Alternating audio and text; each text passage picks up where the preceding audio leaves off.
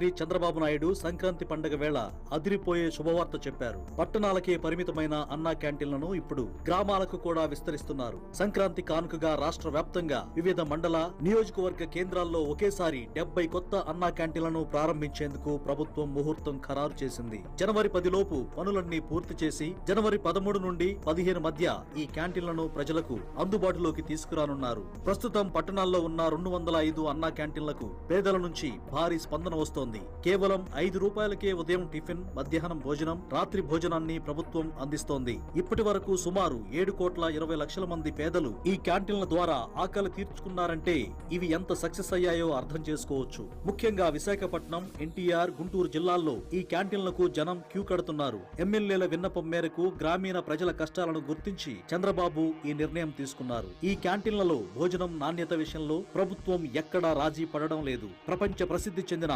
ISKCON అక్షయ పాత్ర సంస్థ ద్వారా అత్యంత పరిశుభ్రంగా, రుచిగా వండిన ఆహారాన్ని సరఫరా చేస్తున్నారు. పల్లెటూళ్లలో పనులకు వెళ్లే కూలీలు, పేదలు, విద్యార్థులకు ఈ నిర్ణయం పెద్ద ఊరటనివ్వనుంది. పండగ పూట ప్రజల కడుపు నింపాలనే లక్ష్యంతో చంద్రబాబు చేపట్టిన ఈ కార్యక్రమం సంక్రాంతికి మరిన్ని వెలుగులు నింపనుంది.